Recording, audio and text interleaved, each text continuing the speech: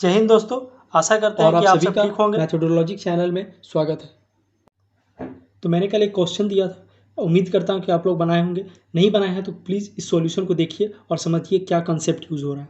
ठीक है, क्वेश्चन क्या बोल रहा है कि फाइंड करना है रेंज इस क्वाड्रेटिक इक्वेशन, यानी कि जो क्वाड्रेटिक इक्वेशन है वो मेरा क्या है, x² - x + 6 = 0।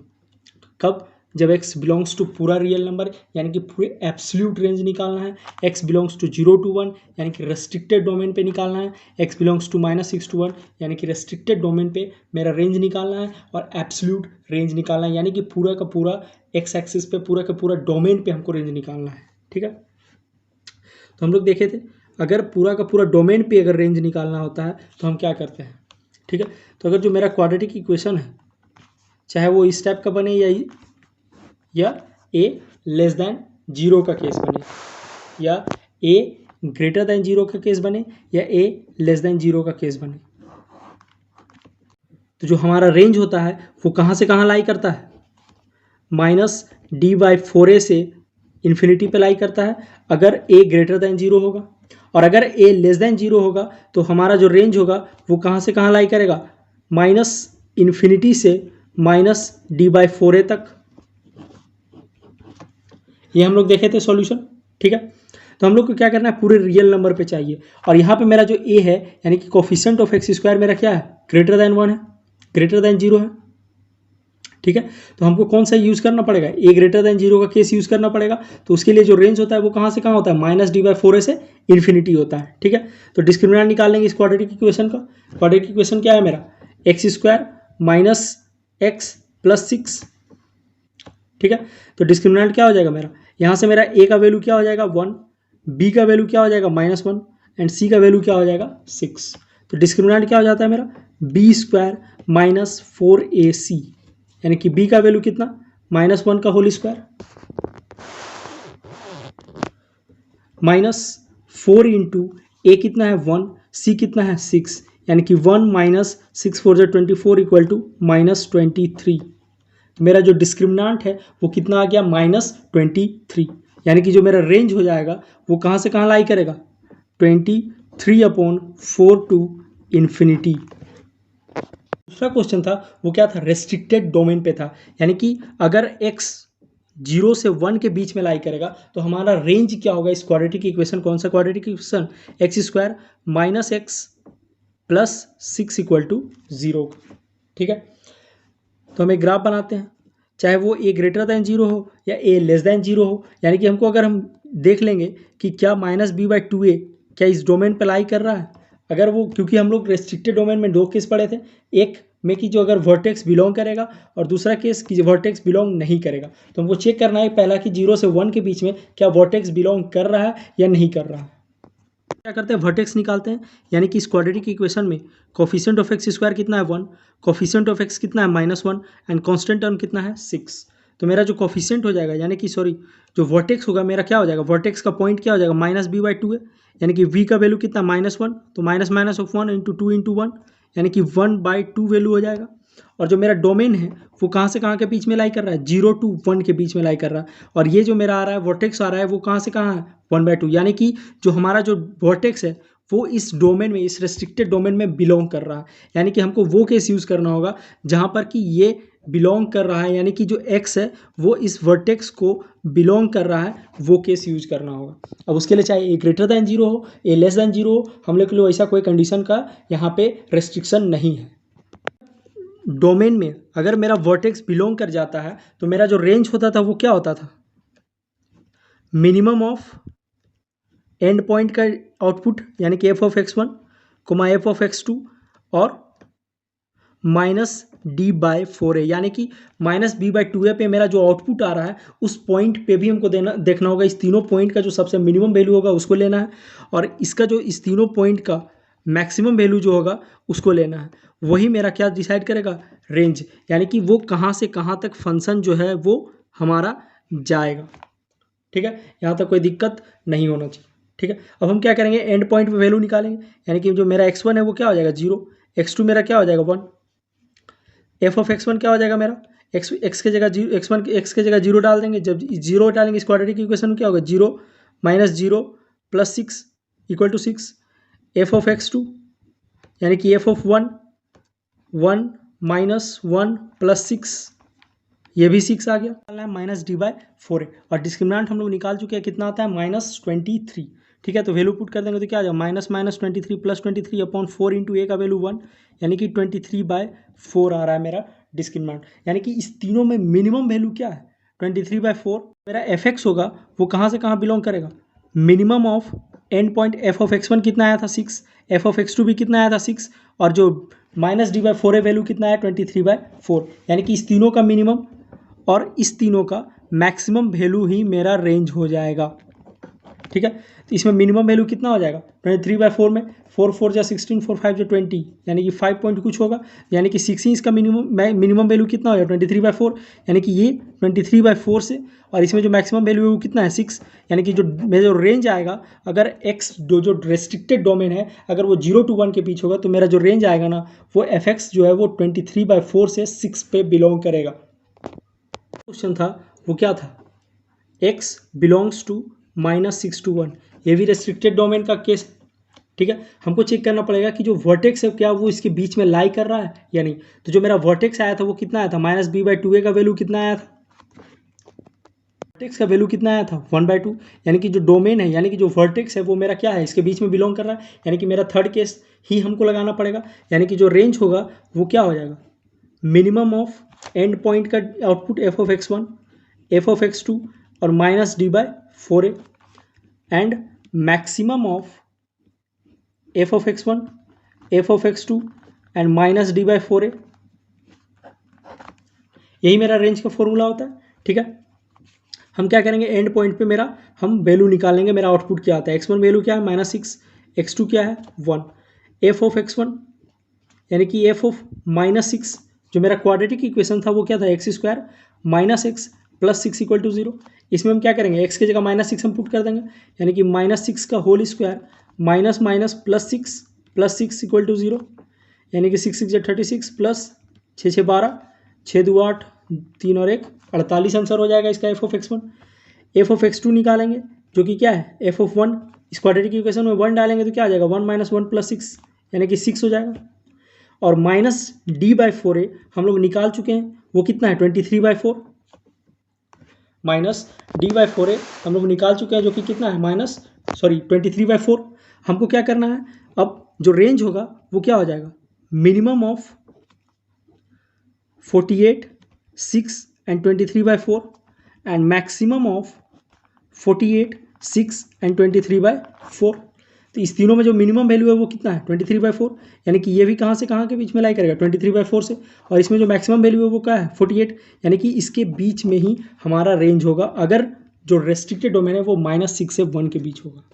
मैं बताने जा रहा हूँ जो कि इस क्वेश्चन से इस टाइप के क्वेश्चन से रिलेटेड है। ठीक है, अगर ये मेरा कोई क्वाड्रेटिक इक्वेशन किसी भी क्वाड्रेटिक इक्वेशन का ये ग्राफ है, ठीक है, मान लेते हैं कि कोई रूट्स आया मेरा 1 आया और 3 आया, अगर इसका रूट्स कोई क्वाड्रेटिक इक्वेशन है जिसका रूट्स क्या आया मेरा 1 और 3, अगर हमको इसका वर्टेक्स निकालना है कहाँ पे लाई कर रहा है, यानी कि जो एक्स एक्सिस जो -b/2a का वैल्यू निकालना होगा तो हम कैसे निकालेंगे डायरेक्टली डोमेन पे कि वर्टेक्स किस पॉइंट पे क्या वैल्यू दे रहा है हमको वो अगर निकालना है डायरेक्टली ना, तो हम क्या करेंगे, क्योंकि जो वर्टेक्स होता है ना जी, ये जो ग्राफ का जो वर्टेक्स होता है वो मिड पॉइंट पे लाई करता है, इस दो एंड पॉइंट के मिड पॉइंट पे लाई करता है, यानी कि इसका अगर हम एवरेज ले ले 1 + 3/2 यानी कि कितना हो जाएगा 4/2 यानी कि 2, यानी कि ये जो पॉइंट होगा वो कितना हो जाएगा 2 हो जाएगा। यकीन नहीं होता है तो इस तरह का क्वाड्रेटिक कि इस रूट से रिलेटेड हम क्वाड्रेटिक इक्वेशन बना लेते हैं। तो रूट्स अगर गिवन है तो हम क्वाड्रेटिक इक्वेशन कैसे बनाते हैं वो हम लोग बताए थे कि अगर मान लेते हैं 1 और 3 रूट्स है तो इसका हम फैक्टर क्रिएट करते हैं और प्रोडक्ट करते हैं, यानी कि x - 1 × x - 3, ये इसका क्या हो जाएगा क्वाड्रेटिक इक्वेशन होगा जिसका रूट्स क्या है 1 और 3, इसको मल्टीप्लाई करते हैं तो क्या हो जाएगा x² - 3x - x + 3 = 0। ठीक है, तो जब हम इसको सॉल्व करेंगे तो क्या हो जाएगा x² - 4x + 3 = 0। तो मेरा एक क्वाड्रेटिक इक्वेशन बन गया जिसका रूट्स क्या है 1 3। हम चेक करते हैं कि जो इसका जो डोमेन पे जो वर्टेक्स का जो डोमेन होगा, यानी कि जो x एक्सिस यानी कि जो वर्टेक्स का डोमेन जो होगा वो मेरा 2 आता है या नहीं। ठीक है, तो वर्टेक्स क्या होता है -b/2 है, ये होता है मेरा वर्टेक्स क्या होता है -b/2 है। तो डालते हैं वैल्यू -4/2 इंटू 1 यानी कि 4/2 इक्वल टू 2। तो मेरा सेम आ गया। वर्टेक्स जो है वो जनरली वर्टेक्स का जो डोमेन होता है ना, इस दो रूट्स के मिड पॉइंट पे लाई करता है। यानी कि इस दोनों का अगर हम एवरेज निकालेंगे, इस दोनों को सम कर कर अगर 2 से डिवाइड करेंगे तो मेरा वो एक्स एक्सिस निकल जाएगा। यानी कि जो डोमेन एक्स कोऑर्डिनेट, और अगर एक्स कोऑर्डिनेट आ गया तो वाई कोऑर्डिनेट तो हम लोग क्या करेंगे, उस क्वाड्रेटिक इक्वेशन में हम लोग -d/4 ही नहीं निकालेंगे। हम लोग क्या करेंगे, एक्स कोऑर्डिनेट जो आया उसको हम क्या करेंगे, क्वाड्रेटिक इक्वेशन में पुट करेंगे। उस पॉइंट पे जो मेरा वैल्यू होगा वही मेरा क्या हो जाएगा, -d/4 है। और इसको हम डायरेक्टली क्वेश्चन में यूज़ कर हम लोग क्वेश्चन को और जल्दी सॉल्व कर सकते हैं। इसलिए ये कंसेप्ट बहुत इंपॉर्टेंट है, इसको ध्यान रखना। रेशनल एक्सप्रेशन, यानी कि अगर वो रेशनल एक्सप्रेशन रहेगा तो उसका हम रेंज किस तरह से निकालेंगे। पिछले लेक्चर में हम लोग देखे थे कि एक क्वाड्रेटिक एक्सप्रेशन का रेंज किस तरह से निकालते हैं। आज हम लोग देखेंगे रेशनल एक्सप्रेशन का रेंज किस तरह से निकालना। तो रेशनल एक्सप्रेशन किस टाइप का हो सकता है, क्वाड्रेटिक अपॉन क्वाड्रेटिक हो सकता है, या फिर लीनियर अपॉन क्वाड्रेटिक होगा, या फिर क्वाड्रेटिक अपॉन लीनियर हो सकता है, या फिर कांस्टेंट टर्म अपॉन क्वाड्रेटिक हो सकता है। कोई दिक्कत? तो मेरा टारगेट क्या रहेगा, अगर कभी भी क्वाड्रेटिक अपॉन क्वाड्रेटिक रहा, कभी भी क्वाड्रेटिक अपॉन क्वाड्रेटिक रहा तो उसको क्या करना है, कन्वर्ट करना है। उसको क्या करना है, कन्वर्ट करना है, या तो लीनियर अपॉन क्वाड्रेटिक में, या तो क्वाड्रेटिक अपॉन लीनियर में, या तो कांस्टेंट टर्म अपॉन क्वाड्रेटिक में कन्वर्ट करना है। ये बहुत इंपॉर्टेंट है। अगर क्वाड्रेटिक अपॉन क्वाड्रेटिक रहा कोई भी, अगर हमको रेशनल एक्सप्रेशन दे दिया क्वाड्रेटिक अपॉन क्वाड्रेटिक और उसका अगर रेंज निकालने बोला तो सबसे पहला काम रहेगा मेरा उसको कन्वर्ट करना लीनियर अपॉन क्वाड्रेटिक में, या फिर क्वाड्रेटिक अपॉन लीनियर में, या कांस्टेंट टर्म अपॉन क्वाड्रेटिक में, और फिर उसको हम लोग आसानी से सॉल्व कर सकते हैं। रियल है, ये इंपॉर्टेंट है। एक्स हमेशा जो इनपुट, यानी जितना भी इनपुट जाएगा, एक्स जो जितना भी इनपुट है वो हमेशा क्या होगा, रियल होगा। तो हमको क्या निकालना है, मैक्सिमम वैल्यू निकालना है इस क्वाड्रेटिक एक्सप्रेशन का, इस रेशनल एक्सप्रेशन का, इस रेशनल एक्सप्रेशन का हमको क्या निकालना है, मैक्सिमम वैल्यू। यानी कि ये मेरा क्या किस टाइप का है, क्वाड्रेटिक अपॉन क्वाड्रेटिक के फॉर्म में। तो क्वाड्रेटिक अपॉन क्वाड्रेटिक के फॉर्म में हमको या तो कन्वर्ट करना पड़ेगा लीनियर अपॉन क्वाड्रेटिक में, या फिर क्वाड्रेटिक अपॉन लीनियर में, या फिर कांस्टेंट टर्म अपॉन क्वाड्रेटिक में। ठीक है, तो हम देखते हैं कि इसको किस तरह से हम कन्वर्ट कर सकते हैं। तो मेरा मेन टारगेट हुआ कि उसको कन्वर्ट करना। अगर वो कन्वर्ट हो सकता है तो उसको हम किस में कन्वर्ट करेंगे, कांस्टेंट अपॉन क्वाड्रेटिक में। अगर नहीं होगा तो उसको हमको ये तो लीनियर अपॉन क्वाड्रेटिक या क्वाड्रेटिक अपॉन लीनियर में तो कन्वर्ट करना ही करना है। लेकिन मैक्सिमम मेरा पहला टारगेट होगा कि कोई भी क्वेश्चन दिखे हमको पहले उसको कांस्टेंट टर्म अपॉन क्वाड्रेटिक में क्या वो कन्वर्ट हो रहा है या नहीं हो रहा है, सबसे पहले चेक करेंगे। क्योंकि अगर इसमें कन्वर्ट हो गया ना तो मेरा बहुत आसान हो जाता है कोई भी क्वेश्चन को सॉल्व करने में। ठीक है, तो हमको निकालना है कि इस क्वाड्रेटिक एक्सप्रेशन का मैक्सिमम वैल्यू क्या होगा, इस रेशनल एक्सप्रेशन का मैक्सिमम वैल्यू क्या होगा। अगर ये क्वाड्रेटिक अपॉन क्वाड्रेटिक है तो इसको क्या हम पहले तो देखना होगा क्या कांस्टेंट टर्म अपॉन क्वाड्रेटिक में क्या कन्वर्ट कर पाएंगे, 3x² + 9x। अगर इस 17 को हम तोड़ दें 10 + 7 में तो क्या मेरा एक कांस्टेंट अपॉन क्वाड्रेटिक बन जाएगा। चेक करते हैं। तो इस क्वाड्रेटिक इसको रेशनल एक्सप्रेशन को क्या लिख सकते हैं, 3x² + 9x + 7 + 10 upon 3x² + 9x + 7। हम क्या करते हैं, 3x² + 9x + 7 को एक साथ ले लेते हैं, +10 upon 3x² + 9x + 7 upon 3x² + 9x + 7। ये और ये कट जाएगा, यानी कि मान लेते हैं कि ये y है। ठीक है, क्या मान लेते हैं, y है। तो ये वैल्यू कट के क्या हो जाएगा, 1 + 10 अपॉन 3x² + 9x + 7। ठीक है, हमको क्या चाहिए, y मैक्सिमम चाहिए। इसको मैक्सिमम होने के लिए इसको क्या होना पड़ेगा, मिनिमम होना पड़ेगा। इसको क्या होना पड़ेगा, मिनिमम होना पड़ेगा। अब हमको चेक करना होगा कि ये क्वाड्रेटिक एक्सप्रेशन मिनिमम कहाँ होता है। ठीक है, ठीक है, अगर हमको बोला कि y को मैक्सिमम करना है, अगर y को मैक्सिमम करना है तो इसको हमको क्या करना पड़ेगा, मिनिमम, तभी तो मेरा y क्या होगा, मैक्सिमम। यानी कि अगर हम मान लेते हैं मिनिमम टू मिनिमम, इसको हम क्या रख सकते हैं, 0। x को हम क्या रख सकते हैं, मिनिमम 0। अगर हम 0 रखेंगे तो वो क्या चला जाएगा, इन्फिनिटी। यानी कि y क्या होगा, सबसे मैक्सिमम। अब जैसे जैसे हम वैल्यू बढ़ाते जाएंगे, x का वैल्यू बढ़ाते जाएंगे, अगर x की जगह हम 0 रखें तो मेरा क्या आ गया, इन्फिनिटी। x की जगह अगर हम 1 रखते हैं तो मेरा क्या आ जाएगा, 1। x की जगह अगर हम 2 रखेंगे तो मेरा क्या आ जाएगा, 1/2। यानी कि जो वैल्यू है वो क्या हो रहा है, छोटा होते जा रहा है, छोटा होते जा रहा है। यानी कि अगर हम इसको मिनिमम करेंगे तो ये जो मेरा है वो क्या देगा, मैक्सिमम। अगर y = 1/x फॉर्म में रहता है तो x को अगर हम मिनिमम रखेंगे तो जो y है मेरा वो क्या देता है, मैक्सिमम वैल्यू देता है। वही कंसेप्ट हम लोग क्या किए, यहाँ पे यूज़ किए। ठीक है। यहाँ से हम लोग देख रहे हैं कि ए का वैल्यू यानी कि कोफिशिएंट ऑफ एक्स स्क्वायर क्या है, पॉजिटिव है, यानी कि जो मेरा ग्राफ होगा वो या तो एक्स एक्सिस को कट करेगा या फिर एक्स एक्सिस को वो कट ना करे। तो इस चीज़ को चेक करने के लिए हमको डिस्क्रिमिनेंट चेक करना पड़ेगा कि क्या डिस्क्रिमिनेंट ग्रेटर दैन 0 है।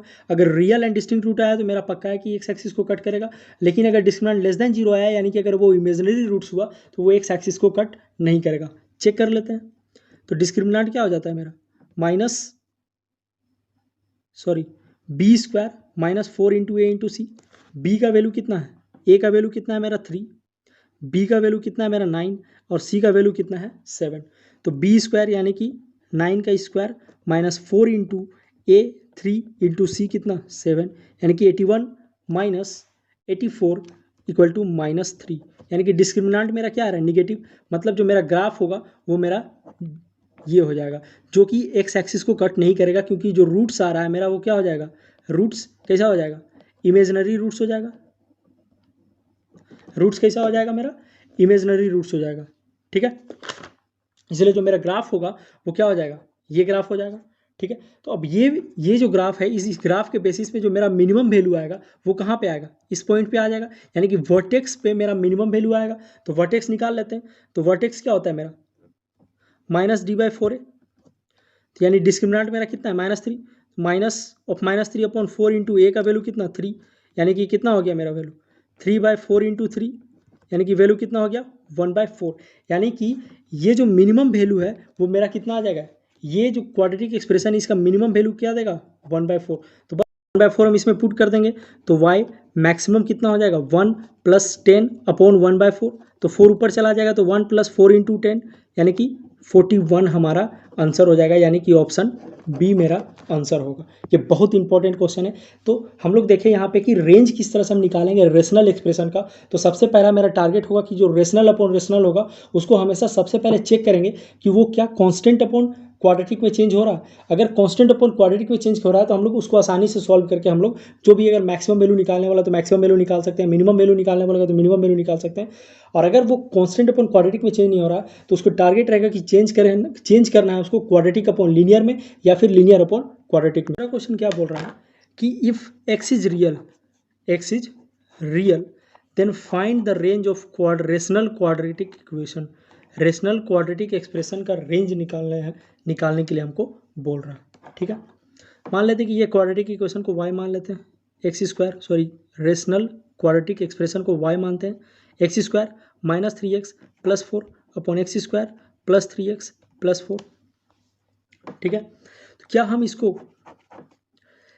कांस्टेंट टर्म अपॉन क्वाड्रेटिक में सबसे पहले चेक करना है कि क्या इस रेशनल एक्सप्रेशन को हम कांस्टेंट अपॉन क्वाड्रेटिक एक्सप्रेशन में चेंज कर सकते हैं या नहीं। ठीक है, मेरे हिसाब से हम लोग इसको चेंज नहीं कर सकते हैं, यानी कि इसको हम लोग चेंज, अब हमको क्या देखना होगा, सेकंड चीज कि इसको हम चेंज कर सकते हैं लीनियर अपॉन क्वाड्रेटिक में। तो लीनियर अपॉन क्वाड्रेटिक में चेंज कर सकते हैं या फिर क्वाड्रेटिक अपॉन लीनियर में चेंज कर सकते हैं क्या, देखते हैं। अगर हम इस क्वाड्रेटिक इक्वेशन को x² - 3x + 4, ठीक है, हमको क्या चाहिए यहाँ पे +3x चाहिए। ठीक है, ताकि ये मेरा ये कट सकता है। तो हम क्या करते हैं, +6x - 6x कर देते हैं।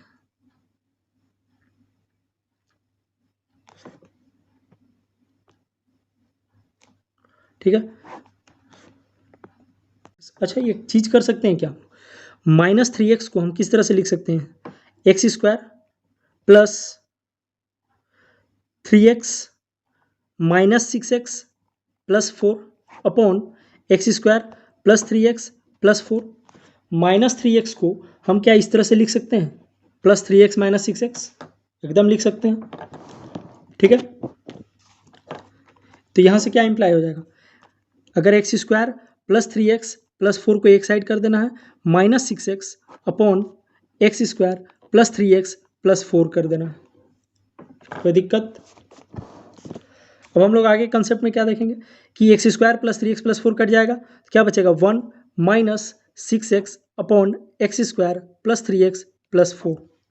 ठीक है, यानी कि जो y का वैल्यू आया वो मेरा 1 - 6x अपॉन x² + 3x + 4। तो यहाँ से मेरा हम देखें कि इसको हम क्या में चेंज कर दिए, लीनियर अपॉन क्वाड्रेटिक में। अब इसको सॉल्व करना बहुत आसान होगा। चेंज यानी कि क्या हो जाएगा, मेरा मैक्सिमम वैल्यू चाहिए और मिनिमम वैल्यू चाहिए। मैक्सिमम वैल्यू चाहिए और मिनिमम वैल्यू चाहिए, ठीक है।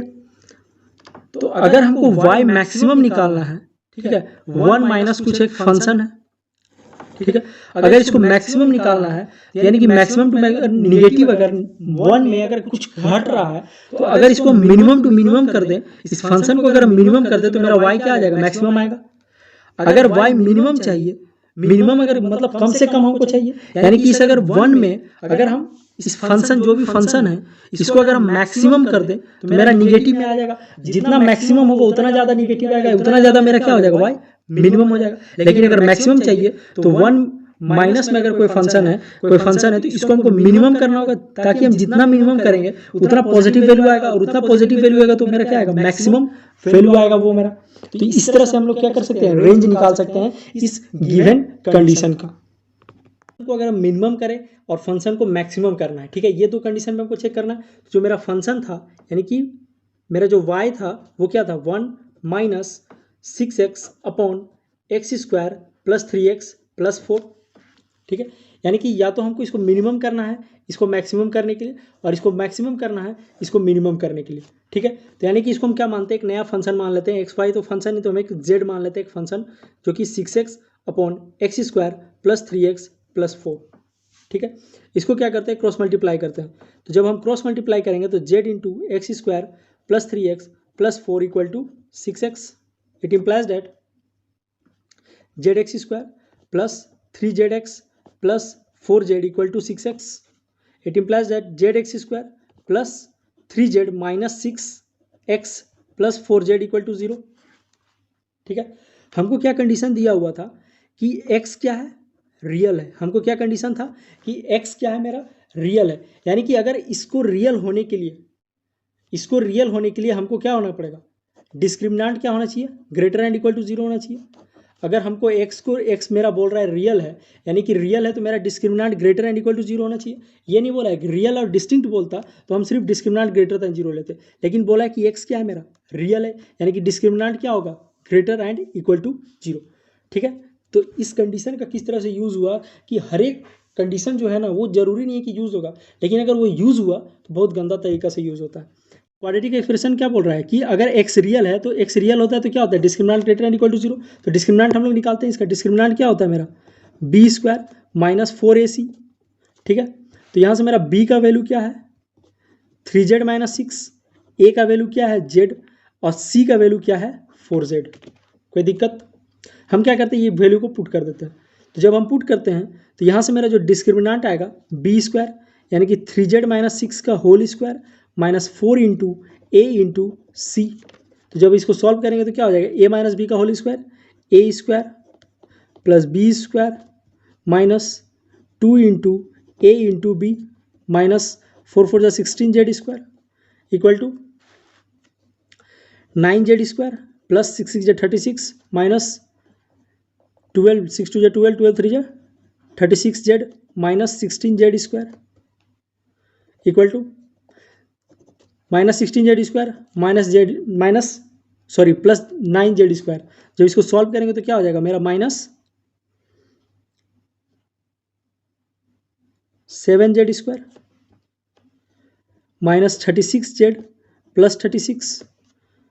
ये जो मेरा डिस्क्रिमिनेंट है वो क्या बोला है, discriminant greater and equal to 0, क्योंकि x मेरा क्या है, रियल है।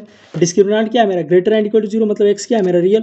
यानी कि ये वैल्यू क्या हो जाएगा, यानी कि जो डिस्क्रिमिनेंट है यानी कि minus 7z square minus 36z plus 36, ये क्या होना चाहिए, ग्रेटर एंड इक्वल टू 0 होना चाहिए, ठीक है।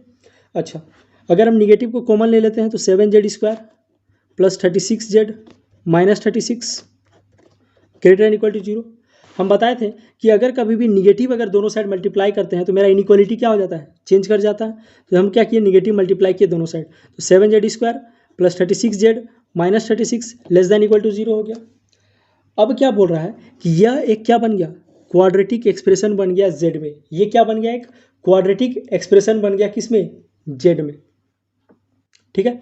ये क्या बन गया, एक क्वाड्रेटिक एक्सप्रेशन बन गया किस में, z में।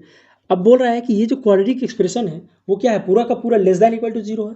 यानी कि जो अगर हम इस z के फंक्शन में अगर हम क्वाड्रेटिक इक्वेशन का ग्राफ बनाएं तो मेरा क्या बनेगा, इस तरह का कुछ ग्राफ बनेगा, ठीक है, क्योंकि रूट्स क्या इक्वल भी है और लेस दैन इक्वल टू है, यानी कि ये फंक्शन पूरा क्या हो जाएगा, ये जो क्वाड्रेटिक एक्सप्रेशन है वो क्या हो जाएगा, पूरा एक्स एक्सिस के नीचे लाई करेगा और एक्स एक्सिस को एक पॉइंट पे टच करेगा जहाँ पर कि इक्वल रूट्स होगा।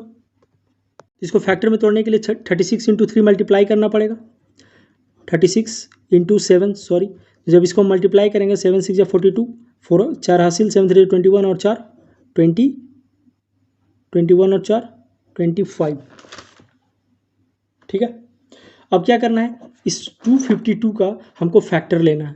तो जब हम 252 का फैक्टर लेंगे तो कितना से जाएगा, 2 1 जा 2, 2 2 जा 4, 2 6 जा 12, 2 6 जा 12, 2 3 जा 6, 3 2 जा 6, 3 1 जा 3, 7 जा 21, ठीक है।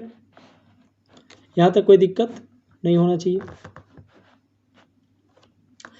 अब क्या करेंगे, इसको हमको तोड़ना है, इसको फैक्टराइज करना है। फैक्टराइज करने के लिए हम क्या करेंगे,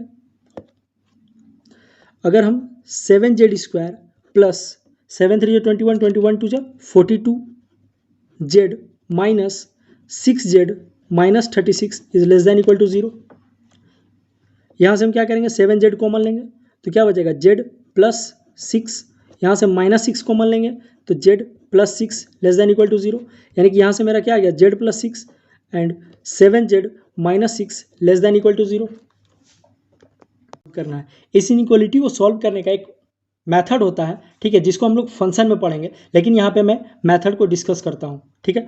तो सबसे पहला क्या काम रहता है कि क्रिटिकल पॉइंट निकालना। क्रिटिकल पॉइंट क्या होता है, जिस पॉइंट पे ये फंक्शन और ये वेरिएबल ये जो है यानी कि z प्लस 6 और 7z माइनस 6 कहाँ पे जीरो हो रहा है, वही मेरा क्रिटिकल पॉइंट हो रहा है। यानी कि z प्लस 6 कहाँ पे जीरो हो रहा है, z प्लस 6 कहाँ पे जीरो हो रहा है, z इक्वल टू माइनस 6 पे, और 7z माइनस 6 कहाँ पे जीरो हो रहा है, z इक्वल टू 6/7 पे। तो ये जो दो पॉइंट होगा वो मेरा क्या हो जाएगा, क्रिटिकल पॉइंट। इस क्रिटिकल पॉइंट को नंबर लाइन में बनाना है। नंबर लाइन में रिप्रेजेंट क्या कैसे करेंगे, ये क्या हो जाएगा -6 और ये क्या हो जाएगा 6/7, ठीक है। अब जो मेरा क्वाड्रेटिक इक्वेशन बना था वो क्या बना था, z² minus 7z² minus 36z minus 6। अगर इस ब्रैकेट का पावर अगर ऑड रहा तो मेरा साइन क्या कर जाएगा, चेंज कर जाएगा। यहाँ पे पावर क्या है, -1 है, यानी कि पावर क्या है, ऑड है। ऑड है तो मेरा क्या हो जाएगा, साइन चेंज कर जाएगा। अगर प्लस से शुरू हुआ तो माइनस हो जाएगा, अगर माइनस से शुरू होता तो यहाँ पे क्या हो जाता, प्लस। लेकिन अगर पावर 2 रहता तो अगर यहाँ प्लस से शुरू हो रहा तो यहाँ भी प्लस रहता, अगर यहाँ माइनस से शुरू होता तो यहाँ भी माइनस रहता। लेकिन यहाँ पे पावर क्या मेरा ऑड है, इसलिए मेरा साइन क्या कर जाएगा, चेंज कर जाएगा।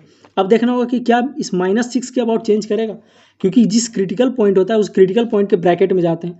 ब्रैकेट का अगर पावर अगर ऑड रहा तो मेरा साइन चेंज कर जाएगा, अगर पावर इवन रहा तो मेरा साइन चेंज नहीं करेगा। यानी कि मेरा जो साइन होगा वो प्लस माइनस प्लस, यानी कि इस -6 से बड़ा हम कुछ भी वैल्यू लेंगे तो जो मेरा क्वाड्रेटिक इक्वेशन है ना वो हमेशा पॉजिटिव वैल्यू देगा।